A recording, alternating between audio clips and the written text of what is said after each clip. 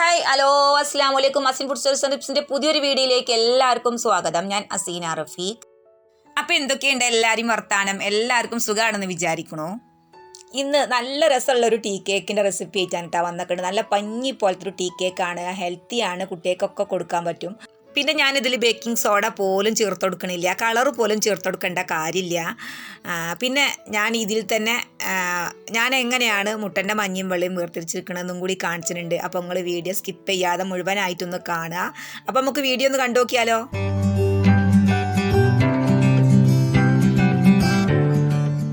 First മുട്ടൻ്റെ മഞ്ഞയും വെള്ളയും separate ആക്കി തിരിച്ചില്ല എങ്ങനെയെന്നുള്ളത് നമുക്കൊന്ന് കണ്ടുനോക്കാം. അത് പിന്നെ ഫസ്റ്റ് ചെയ്യേണ്ടത് ഒരു രീതിയാണിത്. മുട്ട പൊട്ടിച്ചിട്ട് മുട്ടൻ്റെ തോടിൽ നിന്ന് മഞ്ഞ അങ്ങോട്ടും ഇങ്ങോട്ടും മാറ്റിയെടുക്കുന്ന ഒരു രീതിയാണ്. പക്ഷേ എനിക്കിത് അത്ര വലിയതായിട്ട് തോന്നിയിട്ടില്ല. നമ്മൾ അങ്ങോട്ടും ഇങ്ങോട്ടൊക്കെ മാറ്റുന്ന സമയത്ത് മുട്ടൻ്റെ തോടൊക്കെ ഒരേ ലെവലിലൊന്നും ആവില്ലല്ലോ പൊട്ടിപ്പോരുക. അപ്പോൾ അതെങ്ങനെയും താഴത്തേക്ക് വീകുമെന്ന് തോന്നലുണ്ട്. പിന്നെ അതുമല്ല ലാസ്റ്റ് നമുക്ക് ഈ മുട്ടൻ്റെ മഞ്ഞ കിട്ടുന്ന സമയത്ത് അത് പൊട്ടിപ്പോവും. അത് വലിയൊരു ഇതുണ്ടാവില്ല. അപ്പോൾ അതുകൊണ്ട് നമുക്ക് മഞ്ഞ പൊട്ടിപ്പോയാൽ എന്താ ഒരു വല്ലാത്തൊരു ഇതാണ്. അത് അപ്പാടെ കിട്ടുന്നതാണ് അതിൻ്റെ ഒരു ഭംഗി കാണാൻ. അപ്പോൾ അതുകൊണ്ട് ഈ രീതി ഞാൻ വല്ലാതെ ചെയ്യലില്ല. ഇനി രണ്ടാമത്തെ രീതി ചെയ്യേണ്ടത് മുട്ട പൊട്ടിച്ചിട്ട് മെല്ലെ പാത്രത്തേക്ക് അങ്ങോട്ട് വെച്ച് കൊടുക്കും. അപ്പോൾ അത് എനിക്ക് എളുപ്പമായിട്ട് തോന്നിയിരിക്കണ്. അത് എനിക്ക് നല്ല ഒരുവിധ ആൾക്കാർക്കൊക്കെ എളുപ്പമാണെന്നാണ് എൻ്റെ ഒരു അഭിപ്രായം. എന്നിട്ട് പിന്നെ ഒരു കയ്യിൽ എന്തെങ്കിലും എടുത്തിട്ട് മെല്ലെ പൊട്ടിപ്പോവാത്ത രീതിയിൽ, ആ മുട്ടൻ്റെ മഞ്ഞ പൊട്ടിപ്പോവാത്ത രീതിയിൽ മെല്ലെ അങ്ങോട്ട് കോരിയെടുക്കുക. ഇത്രേ പണിയുള്ളൂ. അപ്പോൾ ഇങ്ങനെ ആകുമ്പോൾ മുട്ടൻ്റെ മഞ്ഞ പൊട്ടാത്ത രീതിയിൽ തന്നെ കിട്ടും. ഇനി അടുത്തത് മൂന്നാമത്തെ രീതിയാണ്. മുട്ട പൊട്ടിച്ചിട്ട് കൈക്ക് എടുക്കുകയാണ്. അപ്പോൾ കൈക്ക് എടുക്കുമ്പോൾ കൈയിൻ്റെ അടിയിൽ കൂടിയാണ് മുട്ടൻ്റെ ആ വെള്ള വേർതിരിഞ്ഞിട്ട് കിട്ടൽ. അപ്പോൾ ഈ ഒരു രീതി ഞാൻ അങ്ങനെ ചെയ്യലില്ല. ഇപ്പോൾ ചെയ്തതും ഞാൻ ആദ്യം ചെയ്തതും ആകെ കൈമലൊക്കെ ആവും. പിന്നെ മുട്ടൻ്റെ മഞ്ഞ പൊട്ടാനും കൈമലൊക്കെ കൈ വീകാനൊക്കെ ചാൻസ് ഉണ്ട്. അപ്പോൾ അതുകൊണ്ട് എനിക്ക് എളുപ്പം രണ്ടാമത്തേതാണ് കേട്ടോ. രണ്ടാമത്തെ രീതിയാണ് ഞാൻ എപ്പോഴും ചെയ്യൽ. വെറുതെ റിസ്ക് എടുക്കണ്ടല്ലോ. പിന്നെ ഇനിയിപ്പോൾ പൊട്ടിപ്പോയിച്ചിട്ട് കുഴപ്പമൊന്നുമില്ല, ഒഴിവാക്കേണ്ട കാര്യമൊന്നുമില്ല. അതങ്ങനെ തന്നെ വെയിറ്റ് ചെയ്യുക. പക്ഷേ ഈ ഒരു രീതിക്ക് ചെയ്യാൻ പറ്റില്ല എന്നേ ഉള്ളൂ. പിന്നെ അങ്ങനെ ചെയ്യുകയാണെങ്കിൽ കുറഞ്ഞ ആ ഒരു മുട്ട ചേർക്കുമ്പോൾ എന്തായാലും മുട്ടൻ്റെ ടേസ്റ്റ് ഇല്ലാതിരിക്കില്ല. അപ്പോൾ ആ ഒരു മുട്ടൻ്റെ കുറഞ്ഞ ചുവക്കൊരു വ്യത്യാസം വരും, അത്രേ ഉള്ളൂ. ഇപ്പോൾ ഞാൻ ഈ കാണിച്ചു തന്ന 3 രീതിയിൽ നിങ്ങൾക്ക് ഏതാണ് ചെയ്യാൻ പറ്റണത് ഈസി ആയിട്ടുള്ളത് വെച്ചെങ്കിൽ അതിനനുസരിച്ച് ചെയ്യുക. ചിലപ്പോൾ എനിക്ക് ബുദ്ധിമുട്ടുള്ളതാവും, നിങ്ങൾക്ക് ഈസി ആയിട്ട് ചെയ്യാൻ പറ്റും. എല്ലാവർക്കും ഒരുപോലെ ആവണം എന്നില്ലല്ലോ. അപ്പോൾ അതൊക്കെ അവിടെ കഴിഞ്ഞു. ഇനി നമുക്ക് മുട്ടവെള്ളം ഒന്ന് പതപ്പിച്ചിട്ട് എടുക്കണം. അപ്പോൾ ഇതൊക്കെ ചെയ്യണ സമയത്ത് പാത്രത്തിൽ തീരെ നനവൊന്നുമില്ല എന്നുള്ളത് ഉറപ്പ് വരുത്തണം. ഇപ്പോൾ ഞാൻ ഇതിലേക്ക് ഒരു 1/4 ടീസ്പൂൺ ഉപ്പും ഒരു 1/2 ടീസ്പൂൺ സുറുക്കിയും കൂടിയാണ് കേട്ടോ ഒഴിച്ചു കൊടുക്കുന്നുണ്ട്. അതും കൂടെ ഒഴിച്ചു കൊടുത്തുകൊണ്ട് ഒന്ന് പതപ്പിച്ചിട്ട് എടുക്കുക.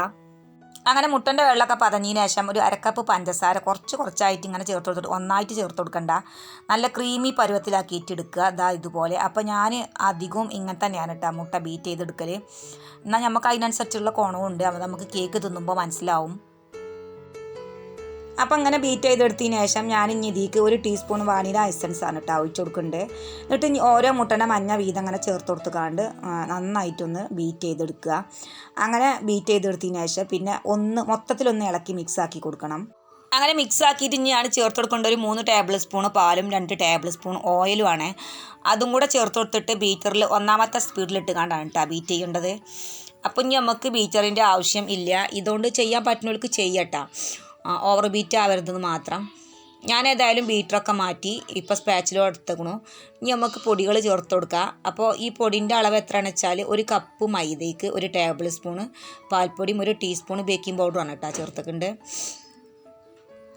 അപ്പോൾ ഇത്രയും നമ്മൾ പൊടികൾ ചേർത്ത് കൊടുക്കേണ്ടത്. ഒന്നല്ലെങ്കിൽ 1 ടീസ്പൂൺ കൊണ്ടോ അല്ലെങ്കിൽ അരിപ്പോണ്ട് അരച്ചിട്ടോ ചേർത്ത് കൊടുക്കുകയാണ് കേട്ടോ വേണ്ടത്. നമ്മൾ നേരത്തെ മുട്ടവെള്ളയിൽ പഞ്ചസാര ചേർത്ത് കൊടുത്ത പോലെ തന്നെ കുറച്ചായിട്ട് ചേർത്ത് കൊടുത്തിട്ട് മെല്ലെ ഫോൾഡ് ചെയ്തെടുക്കാനേ പറ്റുള്ളൂ.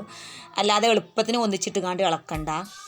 അപ്പോൾ ഈ സമയം ഞാൻ എൻ്റെ ഓവന് പ്രീഹീറ്റ് ആക്കാൻ വെച്ചേക്കണു. ഒരു 250 ഡിഗ്രിയിൽ 15 മിനിറ്റാണ് കേട്ടോ. അപ്പോൾ ഞാൻ പ്രീഹീറ്റ് ആക്കാൻ വെക്കുന്ന സമയത്ത് ഫുള്ളായിട്ടാണ് കേട്ടോ പ്രീഹീറ്റ് ആക്കാൻ വെക്കൽ. 250 ഡിഗ്രിയിൽ തന്നെ വെക്കും. അപ്പോൾ നമ്മൾ ഈ കേക്ക് ബാറ്റർ ഇങ്ങനെ മിക്സ് ആക്കിക്കൊണ്ടിരിക്കുമ്പോൾ നമുക്കത് കട്ടിയാവുകയാണെന്ന് വെച്ചാൽ അറിയാൻ പറ്റും. അപ്പോൾ അതിക്ക് ഒന്നല്ലെങ്കിൽ 1 ടേബിൾ സ്പൂൺ പാലോ അല്ലെങ്കിൽ 1 ടേബിൾ സ്പൂൺ ഓയിലോ അത് നോക്കിയിട്ട് വേണ്ട ചേർത്ത് കൊടുക്കാൻ. ഞാനൊരു ടേബിൾ സ്പൂൺ പറഞ്ഞു എന്ന് കരുതിക്കാണ്ട് 1 ടേബിൾ സ്പൂൺ ഫുള്ളായിട്ട് മൈദ ഒഴിച്ചു കൊടുക്കരുത്. ആ ബാറ്ററിൻ്റെ പാകം നോക്കിയിട്ട് വേണം ഒഴിച്ചു കൊടുക്കാൻ. ഇനിയാണ് നമ്മൾ കേക്ക് ബാറ്ററിന്ന് കുറച്ച് എടുത്തിട്ട് ഈ ഒരു പാത്രത്തിൽ ഒഴിച്ചു കൊടുക്കുകയാണ്. അപ്പോൾ നമ്മൾ ഉണ്ടാക്കുന്നത് റോസ് മിൽക്ക് ടീ കേക്കാണല്ലോ. അപ്പോൾ അതിൻ്റെ ആ ഒരു ഫ്ലേവറും കൂടെ വരണമല്ലോ കേക്കിൽ. അപ്പോൾ അതിന് ഞാൻ കുറച്ച് ഒരു 1/4 ഭാഗം മാത്രം ഒരു പാത്രത്തേക്ക് കേക്ക് ബാറ്റർ ഒഴിച്ചു കൊടുക്കുകയാണ്. എന്നിട്ട് ഞാൻ അതിലേക്ക് ചേർത്ത് കൊടുക്കേണ്ടത് റോസ് സിറപ്പാണ് കേട്ടോ. ഇത് ഞാൻ ഹോം മെയ്ഡായിട്ട് ഉണ്ടാക്കിയതാണ്. ഇതിൻ്റെ വീഡിയോ ഞാൻ മുന്നേ അപ്ലോഡ് ചെയ്തേക്കണു. അപ്പോൾ കാണാത്തവരുണ്ടെങ്കിൽ ഞാൻ താഴത്തെ ഡിസ്ക്രിപ്ഷനിൽ കൊടുക്കാം. അപ്പോൾ നിങ്ങൾക്ക് വേണമെങ്കിൽ കണ്ടു നോക്കട്ടെ. അപ്പോൾ ഇങ്ങനെ ഒരു സിറപ്പ് നമ്മൾ വീട്ടിലുണ്ടാക്കി വെക്കുകയാണെന്ന് വെച്ചെങ്കിൽ നമുക്ക് വിരുന്നുകാരൊക്കെ വരുന്ന സമയത്തൊക്കെ പാലൊക്കെ വീട്ടിലുണ്ട് വെച്ചെങ്കിൽ നല്ലതാണ്. നല്ല രസമുള്ള ഒരു റോസ് സിറപ്പാണ്. പുറത്തുനിന്ന് വാങ്ങിച്ചേണ്ട ഒരു കാര്യമില്ല. ഇനിയിപ്പോൾ ഇതിക്ക് കളറ് നമുക്ക് കണ്ണിന് ഒരു കാഴ്ചയാണല്ലോ വേണ്ടത്, പ്രത്യേകിച്ച് വീഡിയോ എടുക്കുമ്പോൾ. അപ്പോൾ ഞാൻ വെറും ഒരു ഡ്രോപ്പ് മാത്രമാണ് ഇതിക്ക് കളറ് ചേർത്ത് കൊടുക്കേണ്ടത്. ഇനി അങ്ങനെ തന്നെ നിങ്ങൾക്ക് ഉണ്ടാക്കാൻ പറ്റുമെങ്കിൽ അത് തന്നെയാണ് ഏറ്റവും നല്ലത്. നിങ്ങളുടെ അടുത്ത് എല്ലാവരുടെ റോസ് സിറപ്പ് ഉണ്ടാവണം എന്നില്ലല്ലോ. അങ്ങനെയുള്ളവർക്ക് റോസ് വൈറ്റ് എസൻസ് ഉണ്ടെങ്കിലും ചേർത്ത് കൊടുക്കുക. എന്നാൽ റോസിൻ്റെ നല്ലൊരു ഫ്ലേവർ ഉണ്ടാവും. അപ്പോൾ പിന്നെ കളർ ചേർത്ത് കൊടുക്കേണ്ടി വരും. ഒന്നല്ലെങ്കിൽ ഒരു റോസ് കളറോ അല്ലെങ്കിൽ ചുവപ്പ് കളറോ ചേർത്ത് കൊടുത്താലും മതി. കളർ കൂടി പോവണ്ട. ഇനി അതും അല്ലെങ്കിൽ റോസ് മിക്സ് ഉണ്ടെങ്കിൽ അത് ചേർത്ത് കൊടുത്താൽ മതി കേട്ടോ. അപ്പോൾ പിന്നെ കളറും ചേർത്ത് കൊടുക്കേണ്ട കാര്യമില്ല. ഇപ്പം ഞാൻ 7 ഇഞ്ച് കേക്ക് ടിൻ ഞാനിട്ട് എടുത്തൊക്കെയുണ്ട്. നിങ്ങൾക്ക് നിങ്ങളെ ഇഷ്ടത്തിന് ഏത് കേക്ക് ടിന്നും എടുക്കുക. 7 ഇഞ്ച് ആയാൽ മാത്രം മതി. ഞാൻ ഈ ടിന്നിക്ക് കേക്ക് ബാറ്റർ ഒഴിച്ചു കൊടുക്കുകയാണ്. അതും നമ്മളെ ഇഷ്ടമാണ്. ഏത് കളറാണ് നിങ്ങൾക്ക് ചേർത്ത് കൊടുക്കേണ്ടത് വെച്ചെങ്കിൽ അത് ആദ്യം ചേർത്ത് കൊടുക്കുക. അങ്ങനെയാണെങ്കിൽ വെള്ള ബാറ്റർ 1/4 ഭാഗവും റോസ് ബാറ്റർ 3/4 ഭാഗം എടുത്താൽ മതി. എങ്ങനെയാലും കുഴപ്പമൊന്നുമില്ല. പക്ഷേ റോസ് സിറപ്പ് ചേർത്ത് കൊടുക്കുമ്പോൾ 3 ടേബിൾ സ്പൂൺ കൂടി പോകണ്ട. അതല്ലെങ്കിൽ റോസ് എസൻസ് ആണ് ചേർത്ത് കൊടുക്കുന്നത് വെച്ചെങ്കിൽ ഒരു 3/4 ടീസ്പൂൺ ചേർത്ത് കൊടുത്താൽ മതി കേട്ടോ.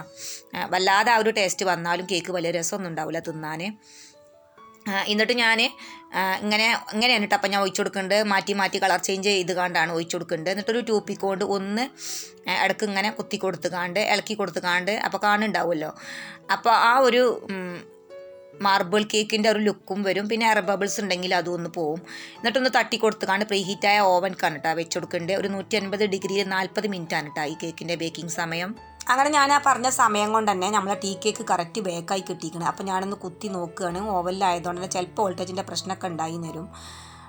അപ്പോൾ ആയിട്ടില്ലെങ്കിൽ ഒന്നും കൂടി വെച്ച് കൊടുത്താൽ മതി. കണ്ട മട്ടത്തിന് കുഴപ്പമൊന്നുമില്ല. ഞാൻ ഒരു സ്പാച്ചിലെടുത്തിട്ട് കേക്ക് ടിന്നിൻ്റെ സൈഡൊക്കെ ഒന്ന് അടർത്തി കൊടുക്കുകയാണ്. എന്നാൽ പെട്ടെന്ന് തന്നെ കേക്ക് വിട്ടു പോരും. അപ്പോൾ ചൂടാറണം കേട്ടോ. എന്നിട്ട് ഇനി ഒരു പാത്രത്തേക്ക് വെച്ച് കൊടുക്കുക. അപ്പോൾ തിന്ന് നോക്കേണ്ട ആവശ്യമില്ല. നല്ല രസമുള്ള കേക്കാണെന്ന് കണ്ടാൽ തന്നെ അറിയാം. പിന്നെ ഈ കേക്ക് ഉണ്ടാക്കിയ പാടനെ തിന്നണക്കാട്ടി നല്ലത് പിറ്റേന്നൊക്കെയാണ് നമ്മൾ ഉണ്ടാക്കിയ ആ ഒരു കേക്കിൻ്റെ കറക്റ്റ് ടേസ്റ്റ് തന്നെ ഇക്കാരം. പക്ഷേ ഇവിടെ ഇത് നാളേക്കൊക്കെ ഒന്നും ഇരിക്കുമെന്ന് തോന്നുന്നില്ല. ടേസ്റ്റ് നോക്കി കഴിയാനാണ് സാധ്യത. അപ്പോൾ കേക്കിൻ്റെ നല്ല ചൂട് പോയതിനു ശേഷം മാത്രമേ കേക്ക് പുറത്തേക്ക് എടുക്കാനും ബട്ടർ പേപ്പർ ഊരാനൊക്കെ പറ്റുള്ളൂ. അല്ലെങ്കിൽ കേക്ക് പൊടിഞ്ഞു പോവും. നമ്മൾ ഏത് രീതിയിലാണ് ഒഴിച്ചു കൊടുത്തേക്കണേ വെച്ചെങ്കിൽ അങ്ങനത്തെ ആ ഒരു ഡിസൈൻ ആയിക്കാരട്ടാ കേക്കിലുണ്ടാവുക. ഇനിയൊന്ന് മുറിച്ച് നോക്കി കണ്ടും കൂടി കാണണല്ലേ ഉള്ളിലത്തെ അവസ്ഥ എന്താണെന്നുള്ളത്. നല്ല പനിയും ജലദോഷമൊക്കെയാണ്. അപ്പോൾ അതിൻ്റെ ആ ഒരു വ്യത്യാസം എൻ്റെ സൗണ്ടിലുണ്ടാവും.